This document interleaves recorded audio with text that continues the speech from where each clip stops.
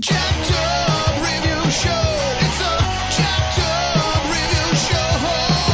Jacked up review show. It's the jacked up review show.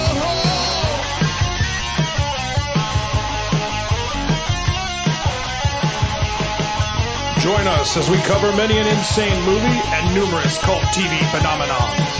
Are you ready to get jacked up? Are you with us? Then listen on. Listener discretion is advised. It's a jacked up review show. It's a jacked up review show. Jacked up review show.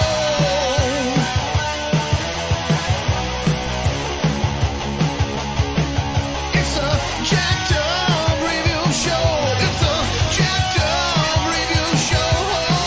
Jacked up review show.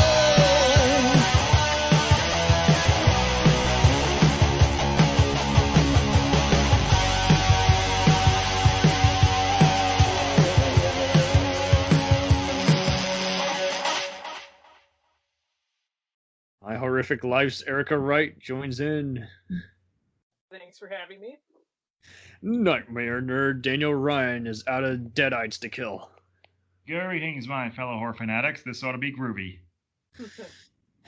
Jonathan Mark of the Action Elite is looking for a new chainsaw. Good to be here. For those that don't know, Evil Dead was just a cult franchise, first starting out to infamous remarks. It soon became an instant beloved genre movie for its fast-paced, gruesome gags, practical effects, outlandish mixture of fantasy and horror, and occasional fight scenes. And to sprinkle all that, I'm just gonna circle around how we all got introduced into this never-ending saga, our thoughts on each movie, with a 5-star rating, and the recent TV show called Ash vs. Evil Dead. So for those that don't know, Ash Williams, he's a guy who's just always wrong place at the wrong time, and groovy, baby. Daniel, I think you remarked about it before. You caught it in cable TV in the early days and how it was kind of just a rather talked about movie. Yeah, it was really like around pretty much from like the 80s and 90s, Evil Dead was kind of a cult film. It was really in the 2000s it went mainstream. That's a good way of putting it, because it's like now it starts getting played on, the first one to this day is still often played on Showtime and used to be frequently promoted on, it's on Netflix now, even probably the goriest movie on the streaming service by far. And, I would see it on IFC on occasion, and, Army of Darkness frequently showed on Sci-Fi Channel because it was a Universal co-production. And then, Evil Dead 2 just was talked about just because it launched again, more special effects guys like Robert Kurtzman and company, and just seeing other people even try and ape the various chainsaw fights or just little other references. And of course, not critical hits, and then remarked about afterwards. And I remember a recent interview how, Bruce Campbell, who also got his career launched by this, was like, we made a shitty movie, people loved it, so we made another shitty movie, people loved that too, and so on and so on and so on. Just seeing him have just kind of just no shame. And again, just even more, anytime you look at an article on Bloody Disgusting, Dread Central, or even a typical site reviewing fantasy or sci-fi or action movies, they'll even always say this is kind of like Evil Dead, and that just instantly gives you a picture is like what to expect. I've seen similar movies promoted that I haven't seen yet, like Hell Baby and Wormwood, Book of the Dead or something. It's like The original working title. Was that really? Okay, so there you go. Book of the Dead. Erica, did you frequent this on cable TV or the video stores, or was it just kind of in your household? The original franchise, the first one I actually saw was Army of Darkness, and I think it was on USA. That That makes was sense. much Yeah. more frequent play. Mhm.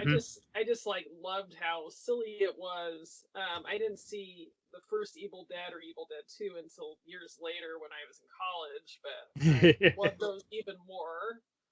Really loved the intensity of them and the gore. I felt like Evil Dead 2 was sort of the best of both worlds. It was very funny, but it was also very gory. That's probably my favorite of the film series. Hmm. So yeah, once they announced that they were having the Ash versus Evil Dead TV show, of course I had to watch that. Right.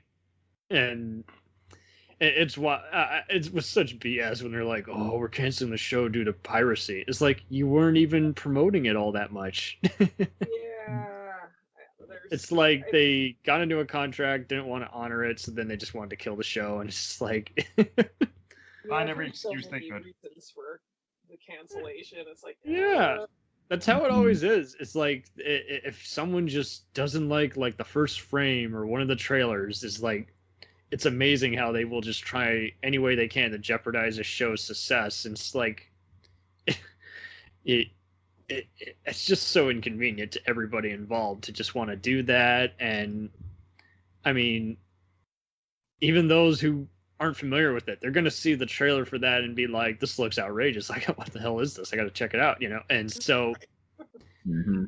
now, Daniel, you're pretty experienced knowing about some of the video games. I remember seeing at least 2 of them promoted in Game Informer. There was like one in like '05 that was like for PlayStation 2 and the PC, and then there was like 2 other ones. Well, of course, there was the one all the way back in the 80s for the Commodore 64, which is Oh, really? is atrocious. Is it? It's worse than ET, the video game. But yeah, there was for the original PlayStation, I believe it was Evil Dead: Hail to the King, which was a fun game for its time, but it has not aged well at all. The controls in particular are god awful, and the way the camera angle is constantly changing.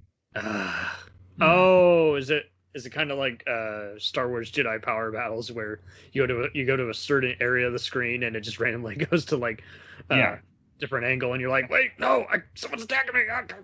Yeah, but there are points where you've got some deadite attacking you from basically off screen because the camera angle's wrong, and you don't know what the heck you're supposed to do because you don't see where it's coming from. Sounds like a junky version of one of those House of the Dead arcade games. Yeah, and then came Evil Dead: Fistful of Boomstick, PlayStation 2, which That's IMO, the one I'm thinking of. Yeah, IMO, that's the best of them. And Ted Raimi came in to play a different character. No, that was the next one. Oh, okay. So that's the one I'm thinking of. He's playing a small person who is basically yeah, Evil Dead: Fistful of Boomstick. To me, it has a brilliant story. It feels like a continuation from the films. Where does it kind of line up? Is it kind of like set after part 2 or 3, or is it just kind of just? It's basically I would say post part 2. If you didn't know about this, the original planned ending for Army of Darkness was going to be that Ash wakes up in a post-apocalyptic world where the Deadites took over. Right. That's kind of what they did with that particular game, was because that's the final stage. Ash has to go back in time. When he comes back to the present, it's a burnt-out apocalyptic world where the Deadites have taken over, and so I guess it picks up more directly after the second film. Right. Okay, that makes sense. Yeah, and then came Evil Dead Regeneration for PlayStation 2 as well. That it has not been ported to any other ones since, and none of them have actually. That's what's so weird. It's like there was plenty of gamers. They were always renting, various violent movies at the video store, so they always were pretty much in the know of, it's like, oh, I've seen that. I've seen, Warlock, RoboCop. I've seen all these various movies, and yet, like you say, it's like it was very limited appeal. Just like they would only do it for like the computer games, and Sony for whatever. I guess they had a stake in it. I don't know. Yeah, and then was Evil Dead Regeneration, and that's, again, it picks up after the second film. They totally disregard the other 2 games. And that's the one where Ted Raimi was Ash's sidekick, a dwarf Deadite. Okay. There you go.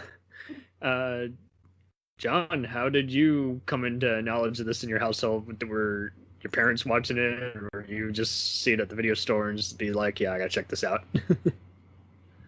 Well, my brother actually had the DVDs of both Evil Dead 2 and Only in Darkness. So we were able to watch both of them at the same time. And I didn't get to see the original until like many years later. All good. So that's how I got introduced. Yeah, this was pretty weird. I had a bunch of pals, they would like certain over-the-top movies and then be picky about others, and it was wild how it transferred. I see this movie's influence definitely in like the first two Mummies, even other just movies that have horror elements, but also have some darkly humorous stuff. We've talked about Wishmaster to death on here, but I see its influence even in parts of like the first Jeepers Creepers with some of the dialogue in that.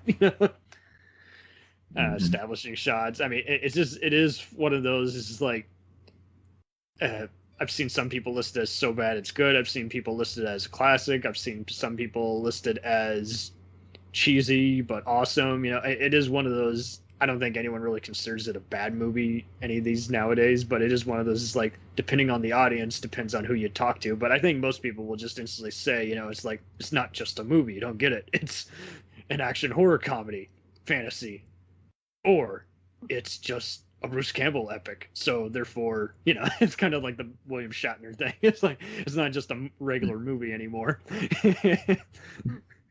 It's not just any movie. It's got Arnold Schwarzenegger in it.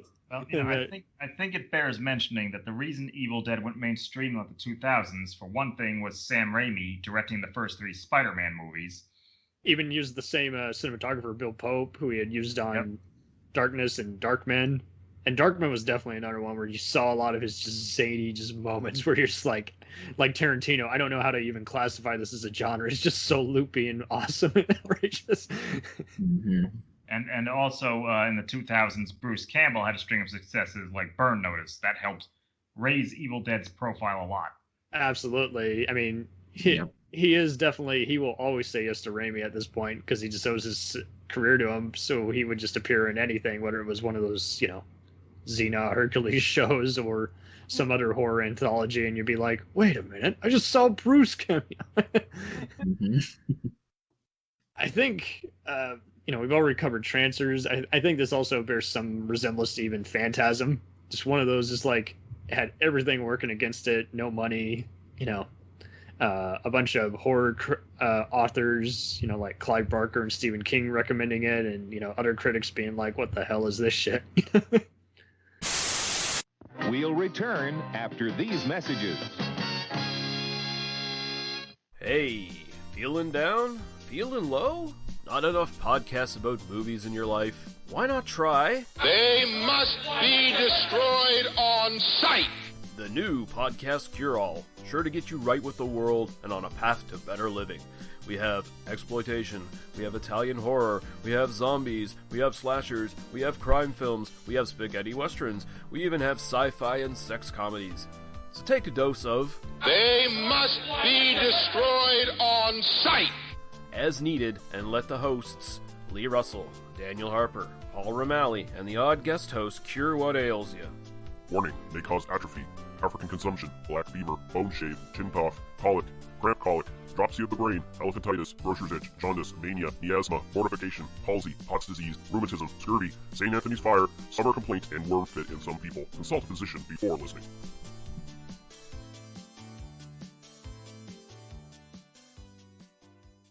Hey, I heard you like movies. I heard you like to hustle. I heard you like podcasts. Well, guess what? There's a podcast for you out there called The Home Video Hustle. Damn right. Every Friday, we talk about whatever movie PJ picks out the bag. What does that mean? Every Wednesday on our YouTube page, I put a bunch of movies in a bag, and PJ picks one out at random. And then we just watch it. We talk about it for maybe like an hour, hour and a half, 2 hours, whatever we feel like doing, wherever the conversation leads us. But do we actually talk about the movie? Most of the time. Tangents galore. Yes. So believe me, we may be a movie podcast, but it's not always about movies. We may talk about video games, music. Yeah, that's the big one, music. Sometimes we might get a little bit of politicalness in there. Yes. Sometimes we may just, we know what we like to do. We like to tell stories, PJ. Ah, yes. I am the master storyteller Yes. of the podcast realm. Undefeated. So if you like to hear about movies, video games, whatever foolishness comes to our mind, the most random stuff you could think of, check out the Home Video Hustle. You can find us on the Stitchers, Yes. the Google Play, Yes. Apple Podcasts, What else? Podbean, What else? Podcast Addict, Goddamn. all that. Ain't no reason you can't get your hustle on. We everywhere, worldwide, baby. Hustle, motherfucking hustle. Hey, we can't cuss in the promo, PJ. Ah. We gotta be family friendly. There may be podcasts out there that don't want his hair say Ah. Ah. all Yeah. that good fun stuff. Well, you. Don't run the listeners away, PJ. Ah, I'm sorry. But this is going kind of long. Yes. So we'll end this and say, hey, check out the Home Video Hustle every Friday on all the various podcast outlets. Peace. Peace.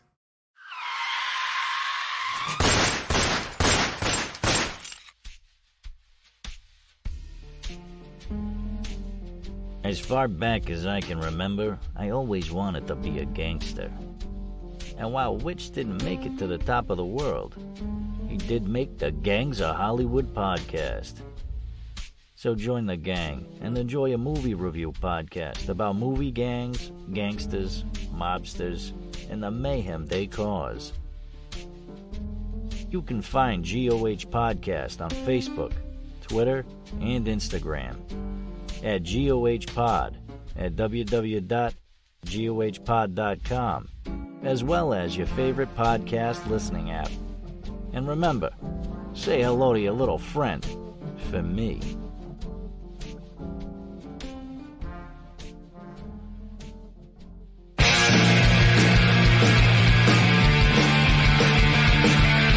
If you take two old punk rockers who are past their prime, put them in front of a movie screen and give them a podcast, what do you get? Cinema Punks. Cinepunks. It's the mixtape of movies.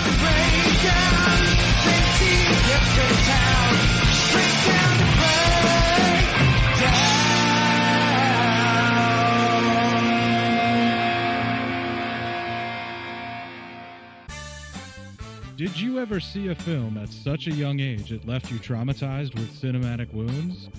Necrophilia. It's a dead issue, man. Don't push it. Cinema Psyops is a weekly podcast documenting an ongoing experiment on the mind of an unwilling test subject. No one should have to watch this movie. Oh, no one should have to watch this? No one should have to watch this movie. Surprisingly, it's not a topic that a lot of people really want to tackle. I'm shocked, Prudes. I know, really. Right? It's the next sexual frontier that no one wants to explore. I am, in the most sincerest of senses, disappointed in you. It takes a powerful goddess like Connie, jam her arm down the monster's throat and kill it. Oh, I'm still tripping out over that. Even as a kid, I was like, I gotta find a girl like that. Every week, I get a new look of disappointment that I never thought I could get out of her. Unimaginable. At 12 years old, you should not be watching this movie. Obviously. At 13, you should not be. 14, you shouldn't be. I'm not entirely sure even 17-year-olds should be watching this. Just because you're offended by something doesn't mean that you have the right to demand that it doesn't exist. Watching this film again, I had all of this like little nerd glee with everything that kept little popping history up. all popping up absolutely. at you. So I totally loved this film. Hey, I know why you couldn't see that. It's because your brain's warped from watching this shit at 12 years old. Yeah, this is a rough movie. I told you ahead of time when we were getting ready to do it that it was How going to be did a you rough watch one. this shit at 12? Because physical wounds heal, cinematic ones don't. Listen to Cinema Psyops.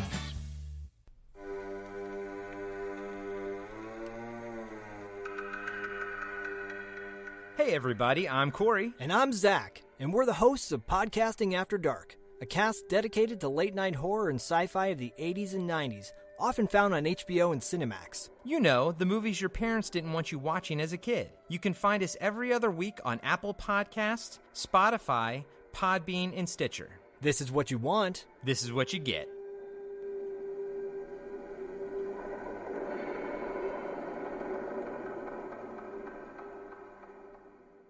It's time, let's check our cue, baby. Pair it with a couple brews, baby. We love good movies. We love the bad ones too. So we watch them all and pass their lessons on to you. Oh yeah.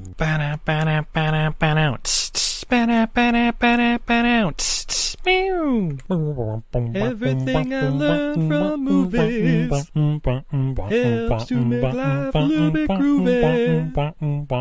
Whether one last plot holes or gratuitous movies, it's time to get busy with your friend Steve and Izzy at eilfm.podbean.com. Welcome to Who Was She podcast. I am your host, Tara Jabari. After a decade working in documentaries, marketing, and all things digital media, I found that podcasting is a strong medium to share stories. After years of producing for others, I decided to start my own biographical podcast. Who Was She will focus on the life of a woman throughout Baha'i history. The first season is about Lydia Zamenhof. Lydia's story explores the subjects of the power of language and faith. Her father invented the universal language Esperanto, and she came from a Jewish family and became a Baha'i. She grew up during World War I and was killed during World War II in a concentration camp, despite heroic efforts to save her life. How can one person's life intersect with so many others, connect across borders, and inspire a biography which inspired this podcast? Over the next few weeks, I will share her story with you and the lives that were most affected by her and those who affected her life as well. They include her father, Ludwig Zamenhof, her spiritual mother, American journalist Martha Root, and the Baha'i German soldier Fritz Mako, who worked for the resistance undercover while having to serve the Nazi Party. I want to thank the author Wendy Heller and George Ronald Publishing for their blessing to let me use Heller's biography, Lydia, The Life of Lydia Zamenhof, Daughter of Esperanto, as a main and instrumental resource for this podcast. So please subscribe and learn about this amazing woman who traveled through 3 continents in an effort to bring unity through the power of language. You can also find more information on our Instagram, Facebook, and Pinterest at Who Was She Podcast. Music was composed and performed by Sam Red. I am your host, Tara Jabari. Join us next time as we begin our journey about Lydia Zamenhof.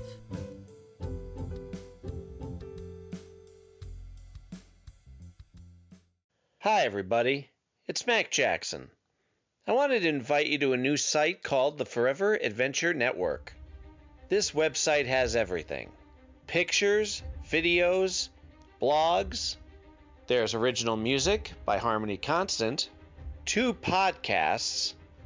One is the MacGyver podcast, where we celebrate Richard Dean Anderson, his iconic roles, and how it's influenced our lives. There's episode discussions, interviews, and life conversations. The second podcast is the Never Gets Old podcast, where we celebrate all the best things that we love in life, from TV, movies, music, and comics. The site is also the home for the MacGyver SG-1 audio series, an ongoing adventure series that continues the adventures of MacGyver and SG-1. There are also multiple stores to choose from for all of your pop culture and adventure needs. Come on by and check us out today. And thanks for joining the adventure. Are you sick of the same old stale podcasts? Well, then join Vanessa and Darren as they dissect movies of all kinds. The 2 lifelong cinema lovers bring their favorites, curiosities, and first-time watches to the operating table and inject them with a healthy dose of snark. Then there's the waiting room, where they examine books and short stories. So just look for them on Apple Podcasts and where fine podcasts are available. They're part of the Legion Podcast Network. Follow them on Twitter at VD Clinic Pod. Join them on Facebook at facebook.com/groups/VD Clinic Pod, or email them at vdclinicpod@gmail.com. They're ready to cure what ails you. And still, they just might be a little contagious. We now continue with our program.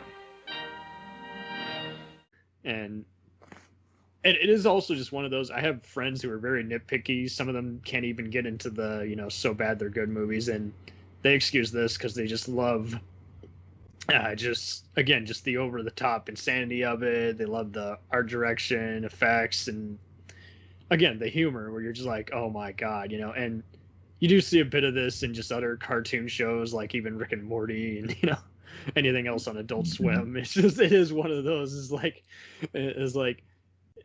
That there, you can call it X-rated violence, but I mean, there's plenty of kids who have seen this, and they've turned out all right. I think if you can handle RoboCop, you can handle this. But it is one of those. I would not show this to my mother, for instance, but I could definitely show it to, say, my aunt and uncle know about it, of course, and they think it's hysterical, So I mean, for the right reasons. But so let's just cover Evil Dead 1.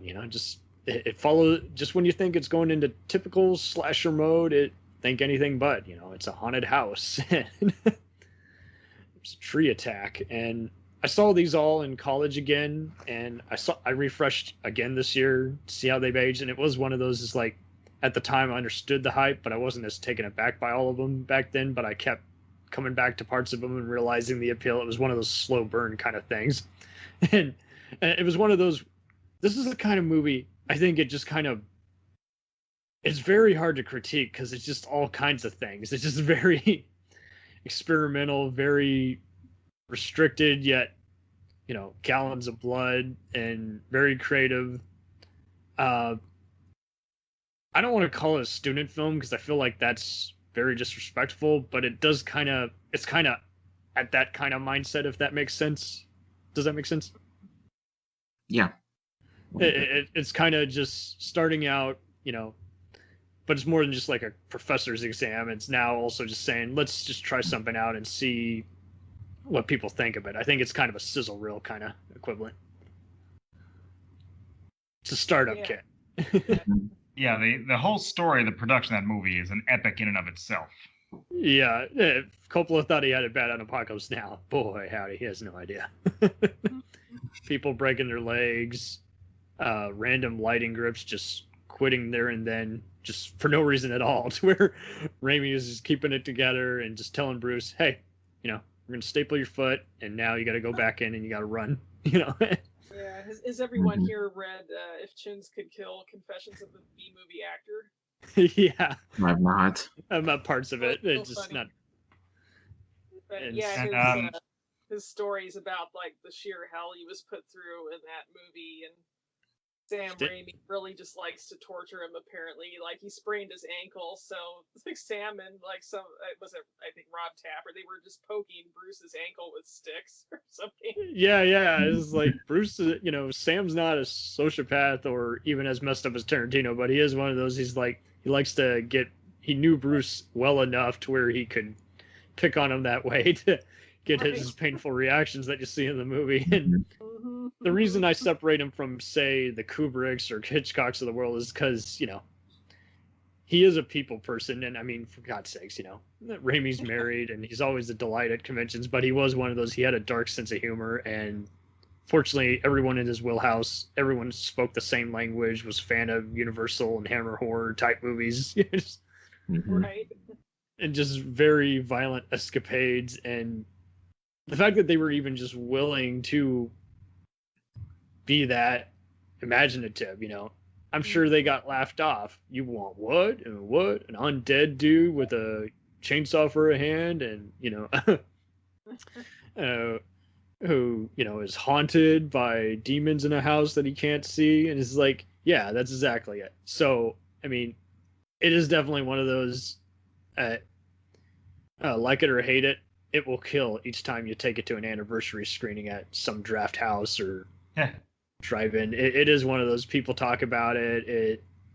I guess you could definitely call these a college movie. It's just, and more or less, I mean, you don't have to love it to admire it. It's also that kind of movie. It's just like, yeah, I mean, this is what you do when you have nothing but creativity and virtually no one giving you notes, but you still have enough stamina to finish a movie and make it with love. Yeah, definitely. Mm-hmm. Anyone else? Sorry, well, go ahead. So, at the very start, when we were talking about the TV show, you mentioned how like the network seemed loath to promote it and how they seem to be going out of their way to kill it. Like, oh, absolute bullshit. Yeah, in his memoir, something Bruce Campbell actually describes is how, for whatever pains they went through making Evil Dead, they had. Oh yeah, the network TV edit. Yeah, well, no, what he went into detail about was they had full control, beginning to end. It was all them.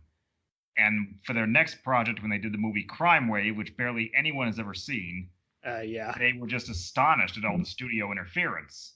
And it became like a thing for Sam Raimi ever since. He always demands an insane amount of control over his projects. And I suspect that's part of what went wrong with the TV show, is that Sam Raimi and Bruce Campbell wanted more control than the network was willing to cede. Well, and it is weird too, because I mean, it's now by the infamous CEO who was the one who kind of made HBO become a TV network, as in addition to doing all the various movies and sports. And he moved over there after many lawsuits and everything, and it's like he's still using the same game plan for Starz, which is owned by Anchor Bay, which of course owns the right to the first two Evil Deads. And yeah, I think Campbell even said there was like some copyright disputes from Universal regarding some of the references they made to Army of Darkness, and they cleared it up. I'm like, that shouldn't matter. Universal was just a distributor. They weren't the owner.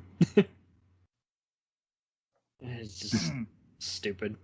And like you say, it's just, oh, we blame it on piracy. It's like, no, bullshit. I saw plenty of people buying those at, Best Buy type stores and watching all the special features, even the just various promos and making of little bumpers that they would play on, YouTube and in between programming. So it's just like, it was heavily promoted. I think they just, like you say, they didn't want to relinquish any kind of control. This again goes back to the recent John Leguizamo interview on Conan's podcast, where they both say that their key to success was making their supervising producer believe that they had come up with their idea, when it was really the other way around. But that's the only way you get the guys to fuck off. So, it really is. You got to basically make them think, oh yeah, that's brilliant. Do that. Even though you suggested it. My idea. Mine. So, has anyone ever introduced this to any other members of your family, like or friends, or just have any other fun times watching it? Any of these, like. I've watched the whole film series and the TV series with my best friend, and I got my mom to watch season 1 of the TV series, which was an accomplishment. She kind of got hooked on it because the episodes are very short and they have those cliffhanger endings. So we binged that first season together, and she didn't totally hate it. She liked part of it, but she's like, well, maybe it kind of wasted my time. Like, she's not really a big horror fan. Oh, dear. But she made it through the whole season. So I'm the same way. I have family who can survive something like Dead Like Me or X-Files or Twilight Zone, but certain horror stuff, unless it's something like maybe the first Terminator or something that they don't even realize is actually horror, like maybe The Mummy. It's just like it is. And the same thing with action. It's like, oh, I don't really consider that action. I'm like, well, underneath all the mystery and drama, there were a bunch of shootouts. So same thing with Indiana Jones and all that other stuff. It's like, yeah, it's an adventure, but I mean, same thing with sci-fi. It's like defining what is or isn't sci-fi is like, well, it's got psychological elements and all that, but they do have a scientist for the main character, so that's why they put the sci-fi sticker on it. So let's move on to movie 2. This is confusing to some, but long story short, they basically remade the first parts of the first movie while briefly establishing that it's kind of a sequel at the beginning. But it's basically a retread, and I definitely would argue that this is a more successful version of it. And again, just it's just nonstop gags, rather unusual, and first person, just establishing, tracking shots. I seriously don't even know how they did the beginning where Ash is tossed out of the cabin by the vengeful spirits. I mean, it does not cut I do on know that. that. Oh, you did? No. He was Yeah.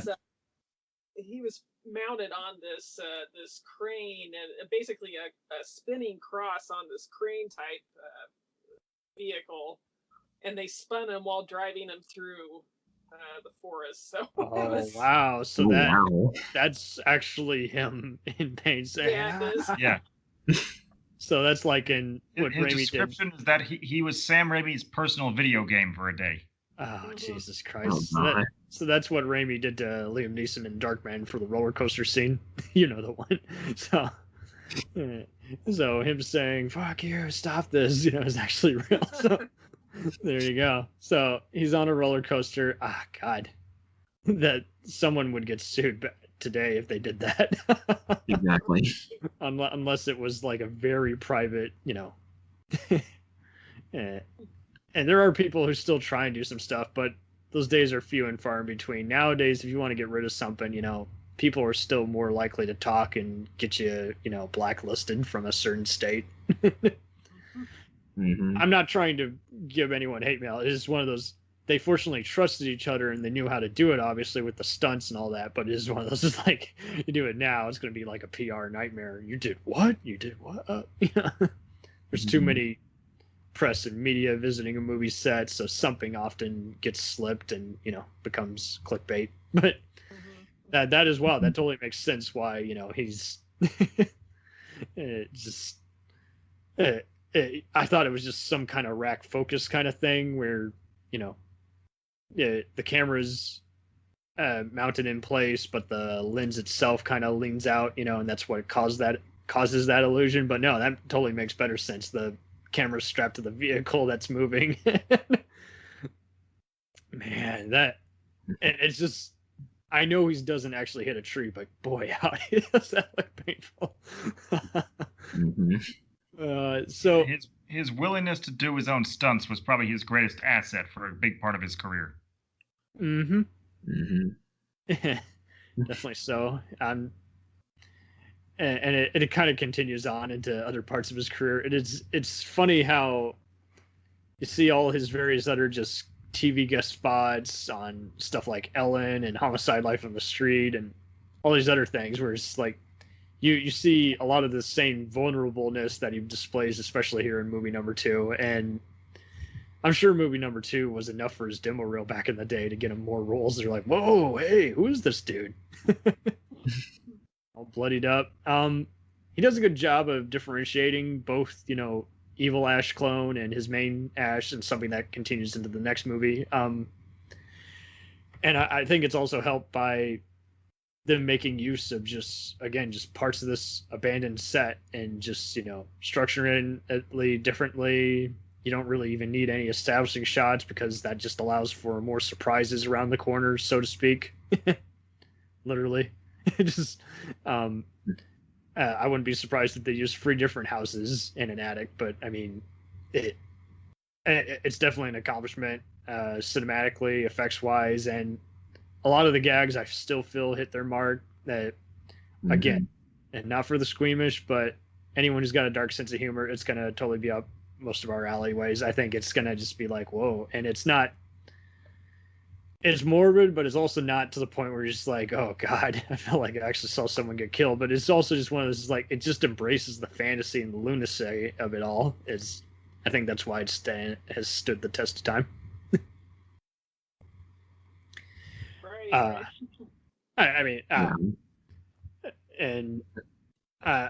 it's definitely one of those also that I think it shows where this definitely Raimi definitely uses this as his main template. I feel like Evil Dead was basically him testing the waters, and by part 2 he is basically just like out and about. He's like, this is where I go back to reference how I did this, how I did that in order to accomplish this for the next, dozen movies he does. And it's kind of a shame. People often think of him as just either the fantasy guy, the comedy guy, or the horror guy. He's all of those things. He is a very diverse dude, and he's gotten so many people various gigs by, just taking a producer credit and telling the studio, hey, hire this guy. You want to hire me, but I'm telling you, hire this guy, because he's just like me. Royalty. His brother, I think, is pretty accomplished as well, and it's a shame that they worked on a few different things to where they ended up kind of being credited as Alan Smithy because they were unamused with what, again, just continual studio battles, doing just very fanatic and wacky movies. And I can see why he got along well with some of the Coen brothers, but I feel like Raimi is his own man. In fact, in many ways, Tarantino basically owes his career to him. Really does. I mean, yeah. But yeah, that's all I got to say on this. What's everyone's favorite violent moment? I'll start with you.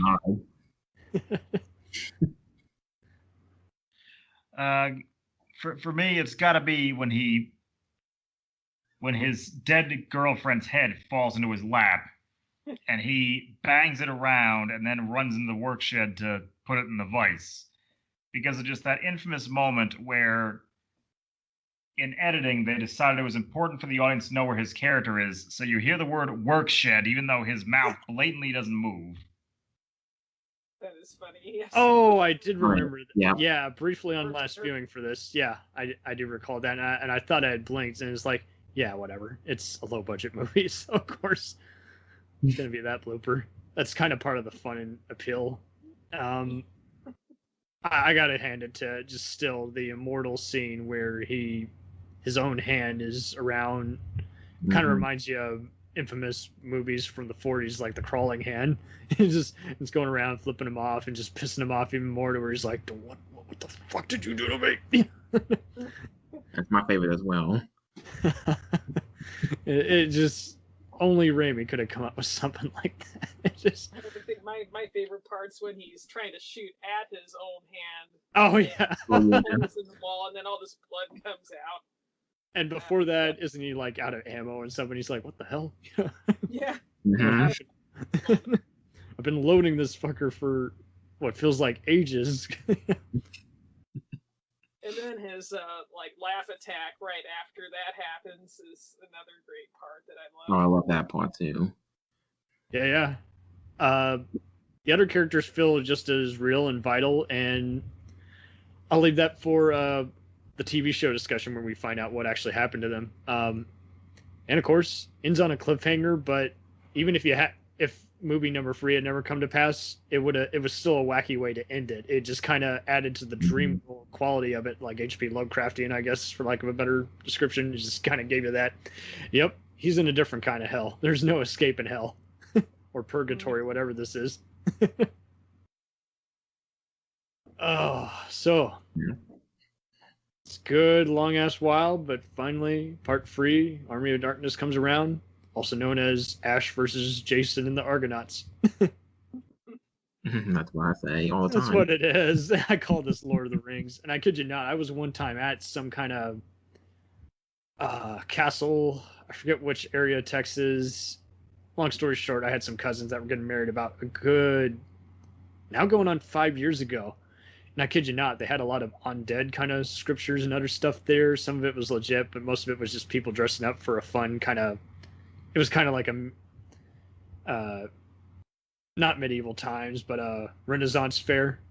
And at one point, both my aunts are making Walking Dead references. And I'm like, nah, get the fuck out of here. It's not Walking Dead. This is Army of Darkness. And they both just guffaw because it's just a very unusually detailed, bizarre looking castle that just looks like a bunch of people could be fighting who knows what. It was that kind of random movie Well, actually, ironic thing to bring up because again, from Bruce Campbell's memoir, keeping all the extras for that final big battle scene corralled was always a challenge, and apparently, on one particular night, they found a pair of the skeletal extras boning each other in the castle set.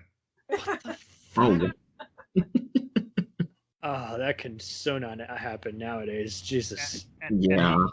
He actually said he was actually impressed they were able to pull that off because he couldn't even get the hang of trying to pee as Evil Ash. Trying to unzip his fly with his 3-inch long monster fingernails. Oh, Christ. Oh, man. Oh, man. Where did they film it again? Did they film it in the same place as movie 2 at the ending of that? Or like just Southern California desert. Oh, okay. A lot of people claim that the sets in this look cheap. I don't think they look cheap at all, but I mean, it's a wacky movie, and so why would you care if it looked cheap? I mean, I don't get that complaint, but whatever. It's just me. It never looked cheap to me. I don't get that.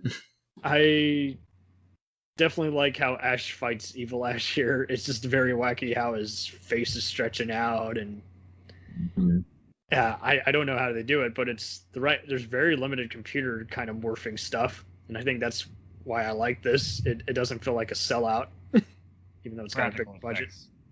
Still practical. There's a lot of other skeletons that don't mash up well with today's standards, and when you watch them in Blu-ray, you get an even more undesired visual look and effect. But I have no problem with how these skeletons look, and the recent Shout Factory Blu-ray recently added to the previous Boomstick edition, where it contains not only all free cuts of the movie, but the director's cut, the theatrical cut, and the international cut, but also the TV cut, which was used for USA and Sci-Fi, and it's basically much of the same as the international cut, just brief, edits here and there. They were basically all deleted scenes, added stuff with the witch and everything. I will say this, I'm fine with it having an R rating, but nowadays I don't really find it all that R rated. There's there's really not that much gore in it. Yeah, other than the chainsaw fight at the end, which kind of gives it a Running Man kind of feel, in my opinion. But I love how, it's violent and awesome. I'm fine with it being R's. You can't accuse it of being PG-13, but it's kind of funny. There's like only one mumbled F-bomb. That's true. I think today it probably could get a PG-13. I guess. There's apparently, in one of the cuts, there's some naked people running around, but whatever. It's just cheesy fun, guys. Right. Yeah. Good, bad, I'm the guy with the gun. Mm-hmm. I love how they don't call the king Arthur, they just call him Lord Arthur. And they don't even really make fun of that nowadays. Basically, Ash is his, Robin Hood, his Knight of the Round Table. I like how the music doesn't try to parody all the other sword and sandal type stuff like Excalibur or have that. It's pretty much the same as movie 2. And I feel like the gags have dated as well. Obviously they're not as gruesome as movie 2, but I pretty much just the quotes make this movie for me. Yeah. Yep, same with me.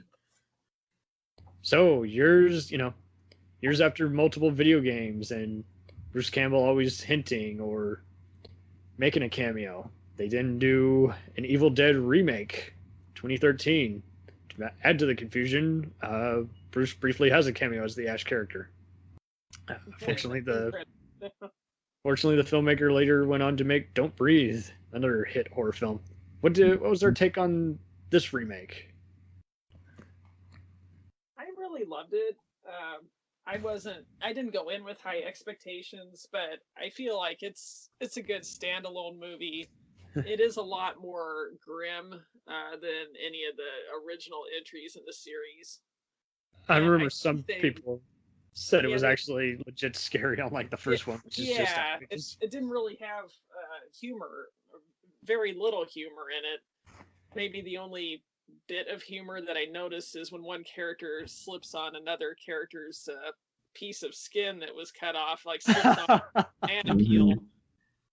That was the only slight nod to that sort of slapsticky quality of the original franchise. But yeah, I thought it was actually really creepy, and I think at that time it had like a record amount of blood that was used on set, fake blood.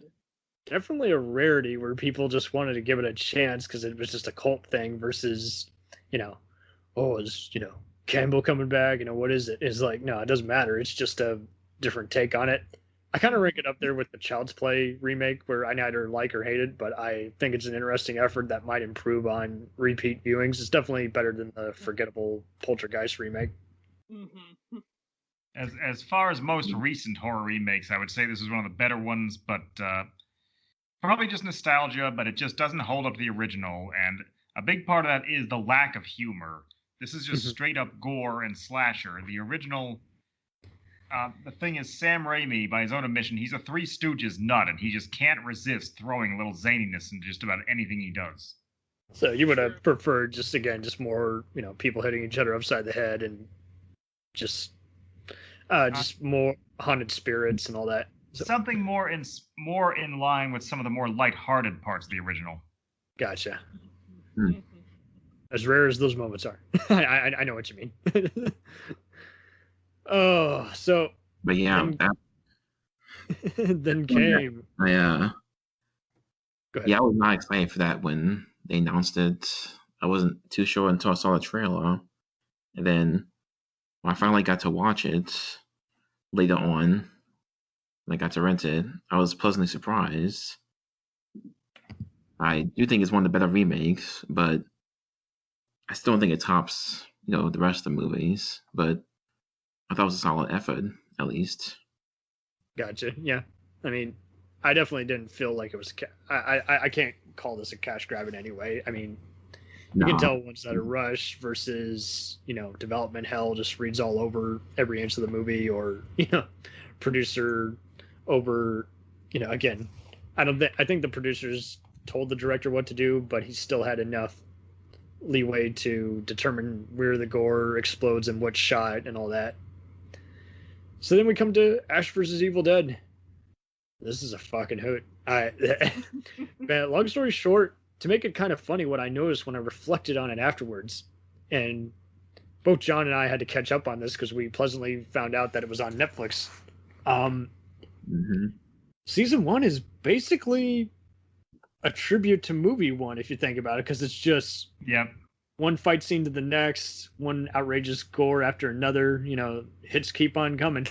There's even where it gets blurry is definitely episode 6 through 8, where they're in the woods messing around with the hunters and some other random townspeople. It really isn't much to the script, but that's okay. It just flows into one after the other. And you're like, whoa, what does that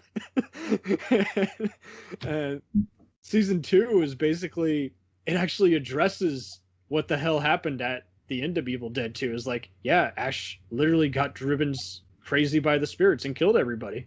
And I actually like how they insert some of the stock footage of his girlfriend and all that. It's like, whoa, that's neat. It's just that was so seamless and matched up perfectly with all the other stuff they were shooting. And get to see Ash trying to determine, am I an animal? And there were some other cool character actors added to the cast, like Michelle Hurd from Law & Order SVU.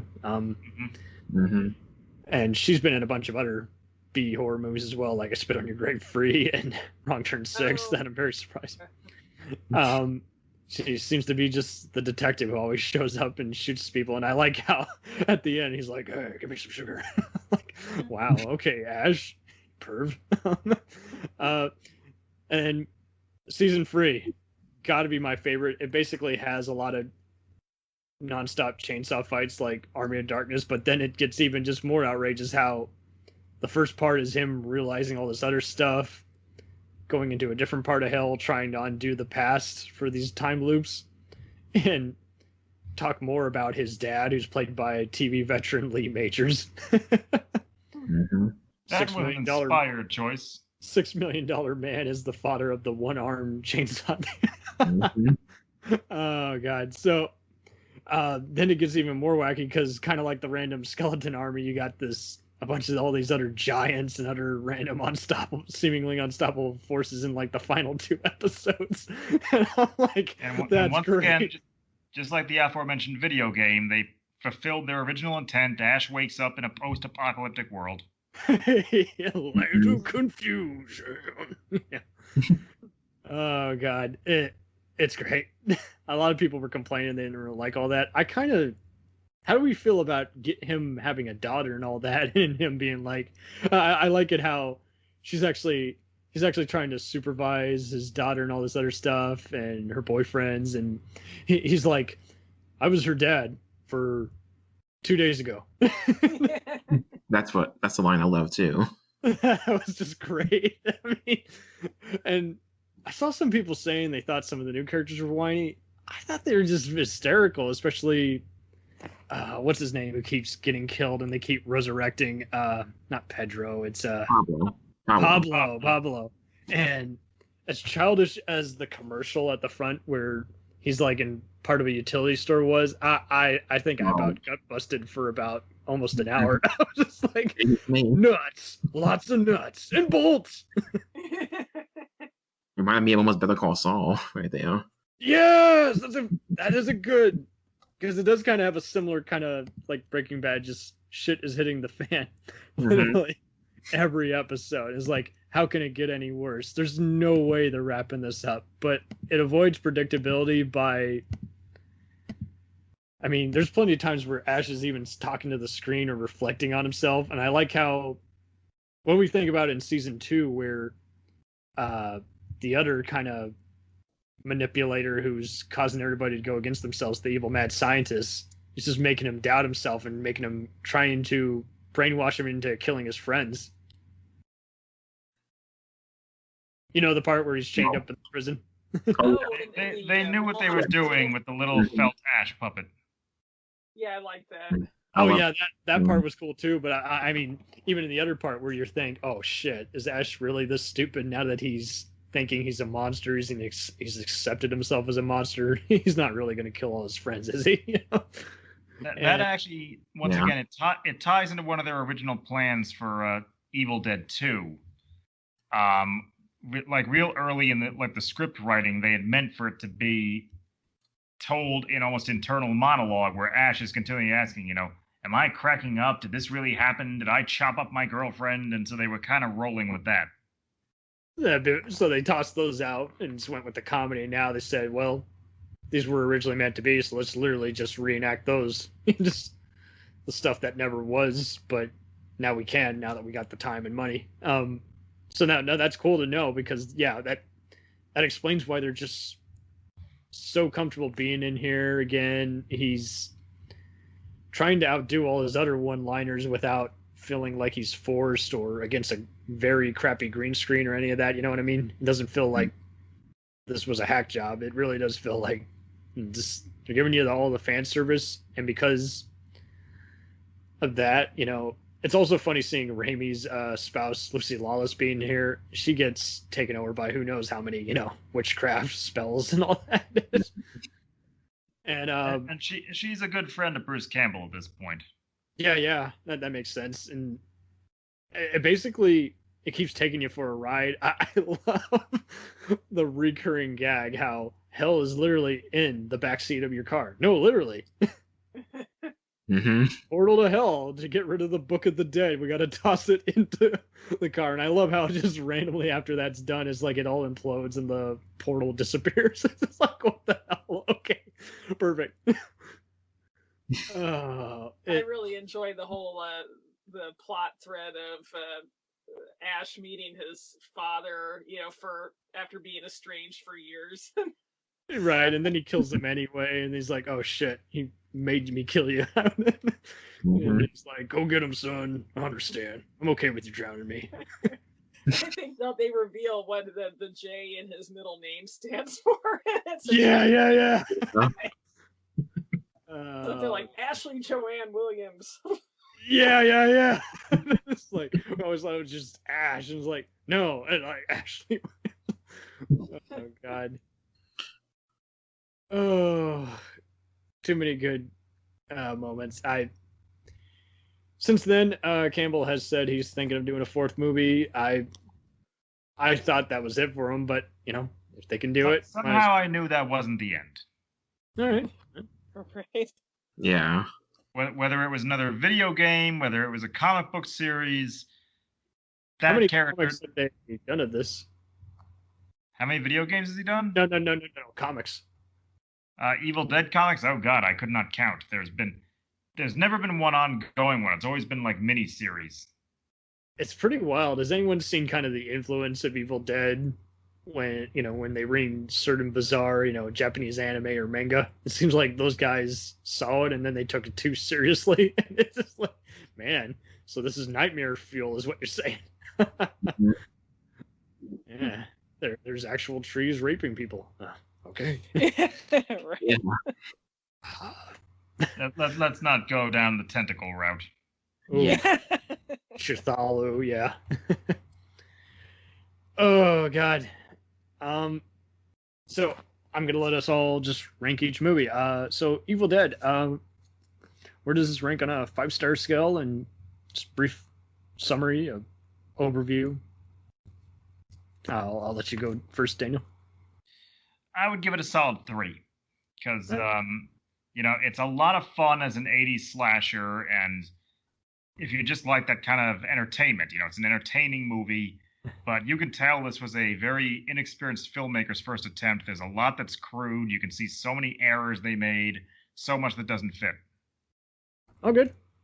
Erica. I'm actually going to give it 5 out of 5. I think, considering the very low budget they had to work with, they did a phenomenal job with what they have. And there were also so many innovative things done with camera work. Also love the intensity of it and the gore level. So part of this could be my nostalgia talking, but yeah, I'm going 5 out of 5. No, all good. Well, this is all nostalgia. This is what has kept us alive on this franchise. And Johnny Boy, Johnny Cage. I'm sorry. Couldn't resist. For me, that one's actually my least favorite of the bunch. So I go 2.5. Ooh, snap! Wow. Yeah, it's not one I usually go back to out of all of them. I only have much to say about that one. Too much. Oh, good. It's a 3 out of 5 for me. It's technically well done, and I do like myself some gore. It's not really my kind of gore, but like Erica said, it's just very well framed and staged, and it's definitely a must-see for every indie filmmaker. And it's one of those you can't take it seriously because they weren't taking it seriously, but yet I see so many people who would say this is the scariest movie I've ever seen. I'm like, well, maybe if you're 5, because everything's scary at that age, but I mean, it's just a wacky movie. There's a lot of, like Daniel said, there's a lot of funny stuff, and then there's some not meant to be funny but still amusing stuff, and then the hard-working effort is what really is just kind of what drives it. Is why you should see it. It's occasionally rather deep at multiple points in outlining parts of the house. Basically, the house kind of stills the show because, I mean, much like Night of the Living Dead, this is where you can realize, hey, you can do a movie, especially a horror movie, in just one location with no props or, minimalist. Other names and stunt people. And like Erica said, nostalgia has allowed other people to revisit this on occasion, make memes out of it, even just there was one meme that was shared recently that showed like the address for this house, and everybody was just guffawing. They're like, I see what you did there. This is the address of the abandoned house in Evil Dead 1. What's left of it. Right. Yeah, before it implodes. So moving on to movie 2, I feel like this is basically the director's cut of movie 1. This is just firing even more on all cylinders, and you don't have to see movie 1 to understand movie 2, and just or just jaw-dropping effects, literally jaw-dropping. It's just like, man, how did they do that? And the Foley on this is very, very well done. It adds to the intensity of it all, and just all the other times. There's never a dull moment. All the other characters who are hitchhiking and coming upon this kind of give you an idea of the world that they're creating, so that just makes it deeper than it was, even though it really only had like a few million more than the last movie, you know. Yeah, Erica, what's your take on this one? I'm also going to give this 5 out of 5. Woo! It's definitely more polished than the first film, but they've really the whole sense of humor has developed, and I think that's where we really see the Ash character evolve, that closer to what we know and love, in Army of Darkness and the Ash versus the Evil Dead series, where in the first movie he was just kind of this scared guy for most of the film. Yeah, just staring at the camera intently. What's wrong? Right. At least in Evil Dead 2, you start seeing that sarcastic, badass action hero kind of character. Looking at himself in the mirror and trying to saw off his hand. And then the female lead is good. She plays off him really good. And again, all the other hitchhikers are good. They have some amusing dialogue, so it's not just Ash who gets the best moments. They're like, oh, what kind of fucked up place is this? It's a 4 out of 5 for me. Daniel. I'm gonna give this one 5 out of 5. This is the penultimate Evil Dead film. They got the formula right, better than they have before or since. For sure, it's definitely the template. It is like I've even seen people who, again, never got this franchise, and yet they would just guffaw nonstop about this. So it just shows you, even the people who, don't watch goofy movies or other bizarre stuff and don't typically, give a high rating about something they don't like, they still will just guffaw about this endlessly, even if they don't understand it. It's that kind of rare movie. It's like, come on, it's funny. Come on. Mr. Mark. 5 out of 5. Woo! This is my favorite one. 87 was a good year for genre enthusiasts. Not only from the humor, Bruce Campbell's performance, the effects, all still hold up to this day. Nothing tops it from this franchise, period. All good. Now, Army of Darkness. Does the humor hold up, or is it outdated by 90s tropes? Erica. Well, I don't have an issue with it being, 90s tropes. I just feel like I like this entry a bit less because sometimes the humor feels a little juvenile. And also, honestly, there's not enough gore.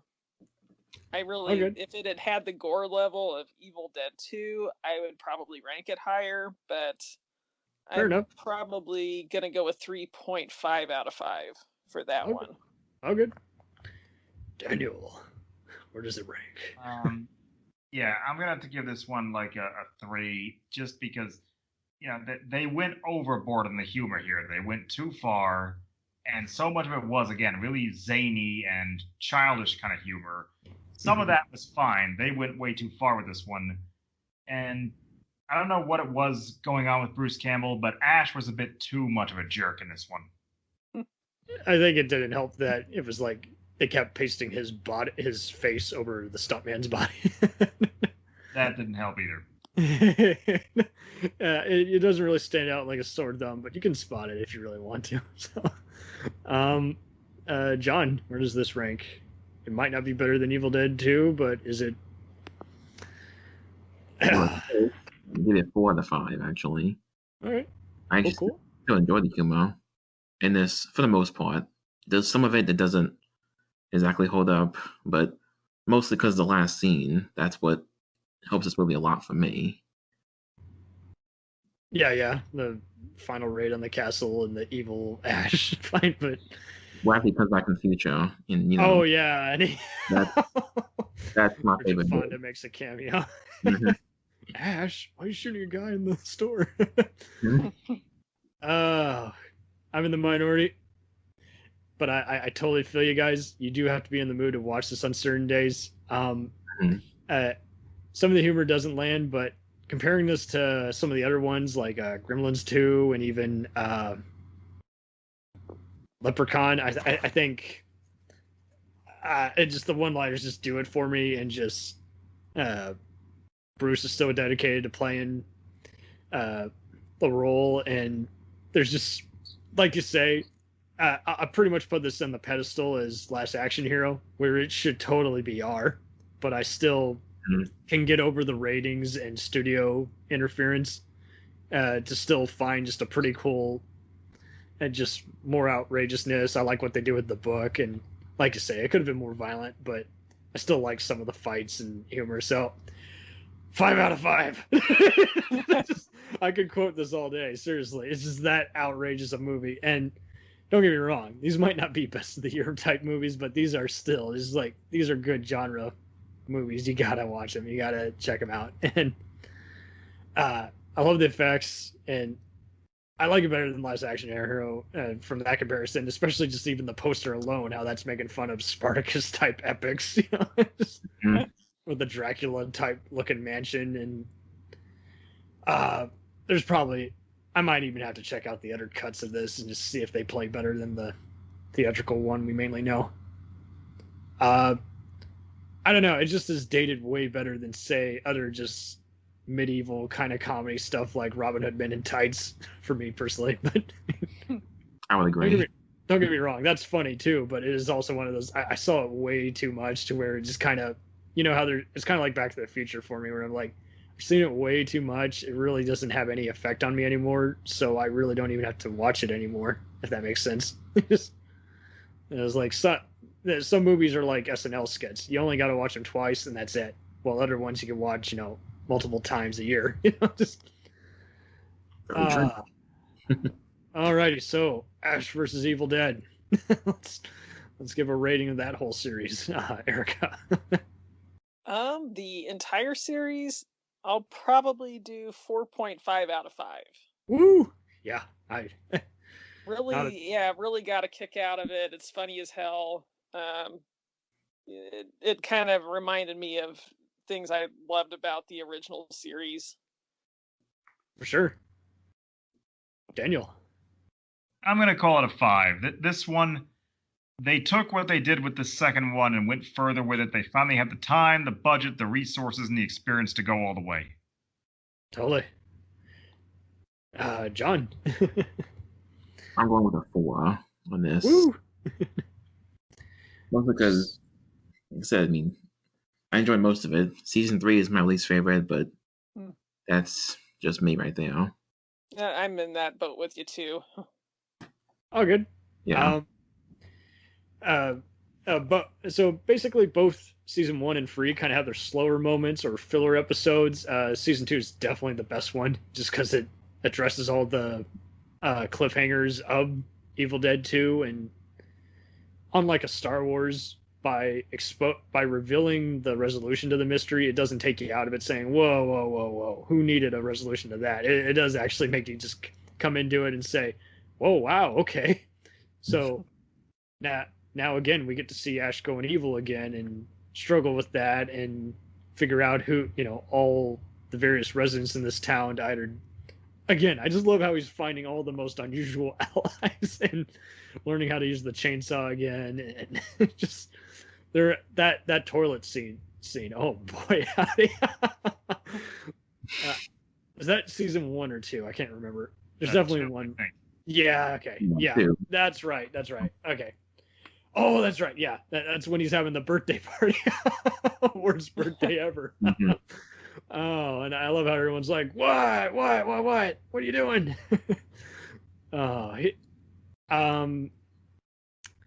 Yeah, season 3 takes a while to get going, but I do like the last 5 episodes when it's just all the one-liners just spew out, and he the world goes to shit again, and it just ends on a cliffhanger again. Again, well, like you guys have all said, even though there's some CGI, it's really good CGI. It's not the kind that just takes you out or just doesn't match up. It's used here and there, or it's used like even some of today's action and horror movies where, they have the blood on the floor is real, but then, just the gunshot hitting the skin is, CGI. But it's a decent compromise as opposed to, all the effects stand out or they all hit the mark. It all works regardless of how it's implemented. And again, just it gives you enough time to breathe, because in between each gory segment, because you just know it's just going to keep getting worse, but it doesn't become repetitive. And well, no, I'll take it back. It's the right kind of repetition where it just keeps going on to the next act, and it's like, okay, if you don't laugh at this, you're going to definitely laugh at the next one. And if you don't laugh at that, then you're going to like this one. And if you don't like any of this, then you're totally missing the point of this. But like Daniel and Eric have said, this does expand upon the storyline, and you didn't even expect it to get that deep, but it does. And like John said, just the surprises, and there's some other one-liners. It just stands out, and it just, it would not, a fourth and fifth season would not have been unwelcome. They could have kept going, and they could have gone for 10 seasons, and they could have given a middle finger to Walking Dead and said, "See, who's the #1 zombie show now?" And the funny thing is, it's not even just Ash always had moments with, zombies, but it even expands on all the other haunted spirits, gives life to that. It's like, okay, there's more than just one Book of Souls. Now there's other just mayhem in the world and other parts of these southern type of towns. And all the other residents have a lot of life to them, just like, the hillbillies in part 2 and some of the castle dwellers in part 3. It just is like, again, the world still feels alive without ever feeling like, everyone's just playing a random stereotype. They're trying to actually give you some kind of sense of someone is here, and there's some kind of sense of reality. There's some deputies who are actually going after Ash because they last got reports of someone cutting a guy in half with a chainsaw, especially at the prom in part 3, where everyone's like, "Whoa, bad costume, bro." And then it's like, again, just when Ash thought he was going crazy, he then again has to fight another evil version of himself cloned by the dark powers that be. And that's kind of funny because he's having it again. It's what happens to all these kinds of movies. Is like, no, punch him, not me. In fact, it's actually pretty cool when they're both swinging at each other with chainsaws at the exact same time. It's like, man, how did they film that? So definitely inspired chainsaw fights and more awesome one-liners and just more shit hitting the fan that makes you go, okay, there was always going to be more life to this, and boy howdy, I saw some people getting disappointed by this because they either were getting bored with season 1 because it was just gore, or like you guys said, there's people who I know who just flat out hated season 3. They just didn't like how it ended, and it's like, well, this is as good as you get. I mean, this yeah, you'd just be glad they gave this another shot and just were able to give you free wacky years. And TV, who is basically the resolution. If you can't do a movie, if you can't wrap it all up in 2 hours, you got to just do a 10-episode season. And I really do wish network TV would do that more often. It's just they want to fill up half the year, and it's like, with streaming and all that, and people just saying, screw it, I'll just wait for the DVDs and Blu-rays still, because I like physical media. I like watching it at my leisure while I do chores. I mean, I think you got to just do 10 to 13 episodes as opposed to just 25 episodes, which just after a while, there's going to be at least a few episodes that suck or aren't as up to par because just people don't know, or the guest director doesn't do as good a job, or the editor isn't as inspired, or the producers and writers and actors start leaving, and so there's a rough transition, in between episodes. So I think, they were so fortunate to get this opportunity, and again, Anchor Bay own the rights to the film, so they were going to let it play on their network. So it was the right choice. And then they got impatient and then told them to wrap it up. But I mean, even if movie 4 never comes to fruition, I can handle this as a finale to it. You could easily marathon it along with the movies if you really wanted to, because it's just there's that much love for the character. And again, much like Daniel, I would see a lot of people talk about playing the various video games at school. It's like, oh, you never heard of Ash? You never seen Evil Dead trilogy? Oh, what about this game or that game? Fistful of Boomstick. They're awesome. I'm like, okay, cool. I'll check them out. It just so it is wild how it tapped into.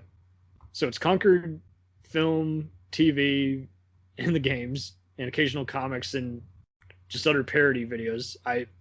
What else could it not conquer? I mean, you could do a random Adult Swim cartoon and it would work. I mean,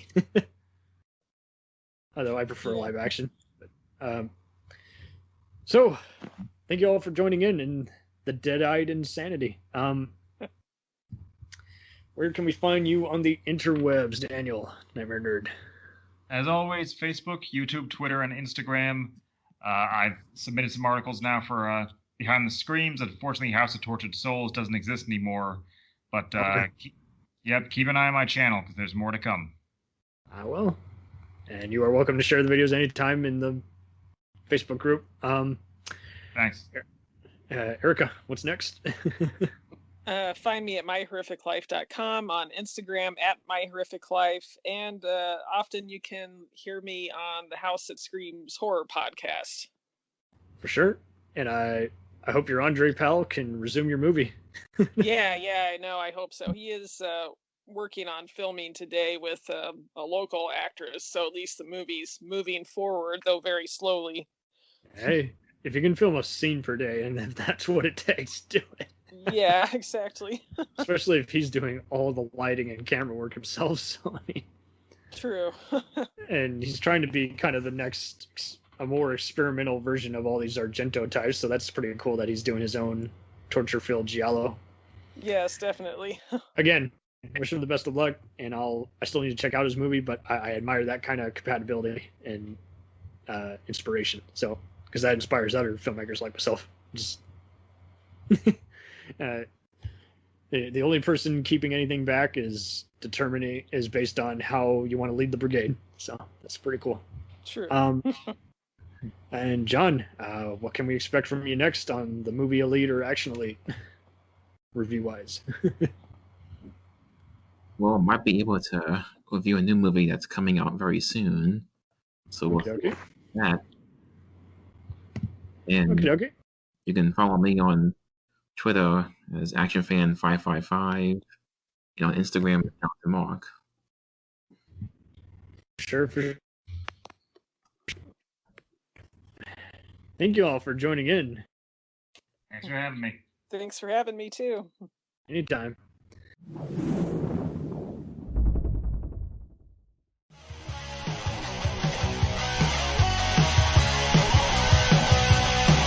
Follow us on the web on Facebook, Twitter, and Instagram. The podcast is available on Podbean, Spotify, iHeartRadio, Anchor, Apple, and anywhere else podcasts are available. Feel free to review our show and leave comments on any of those sites. Thanks a million for listening. It's a jacked up